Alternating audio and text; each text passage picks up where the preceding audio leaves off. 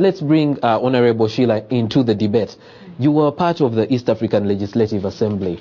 At the time when you were part of the Legislative Assembly and the progress that has been made right now, would you say that we are on the right track?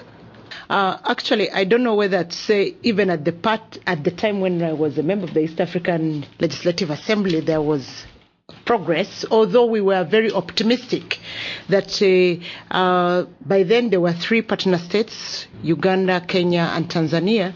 We actually were very optimistic that we were heading towards a regional integration. But I would say that there are so many gaps that were never addressed, have not been addressed, and I still see that these gaps still exist. For example, as he says very well, the non-trade tariff barriers. And I think when as the Ugandans or as East Africans, when we were discussing the East African Treaty, we were so optimistic that this treaty would do, actually, the first thing they would do is open up free movement of persons.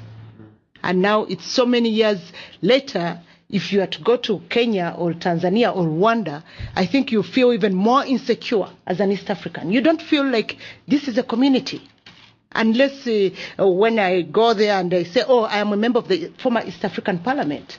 But as an ordinary Ugandan, I don't think I'm very secure within the integration.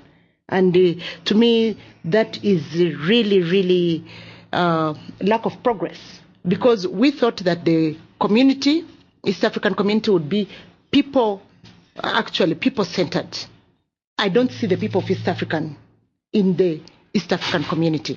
What I see is more of a political-led process. We have the summit, we have the Council of Ministers, we have our politicians in the East African Parliament, then we have the community, which is so far placed from the ordinary person. When we were in the East African Parliament, we went around the whole region, and the people of East Africa all were clamoring for the free movement of persons, as it was, in the good old 60s. That's what they wanted. They wanted a common currency. They wanted to establish residence, to go and work in other countries without restrictions. That's what the people of East Africa were clamoring for. But I don't think that we are there. When you go to Malaba border post, or even Namanga on the Kenya-Tanzania border, you find that they are putting up new structures to really demarcate, this is Uganda, this is Kenya, or this is Tanzania, or this is Rwanda. When you get there, the first thing you're asked, so you're a Ugandan. And you feel so insecure.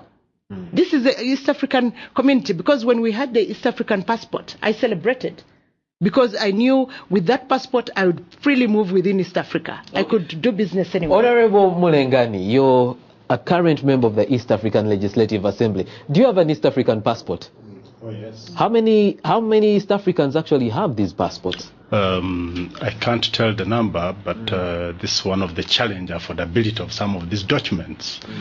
This is why the idea of ident cards is coming on board to be used within the region. Okay, let's first ask our audience. How many of you here have East African passports? They happen to be MPs. What is an MP? Hopefully by the end of this show, you will know that you're entitled to one and how exactly you can get one.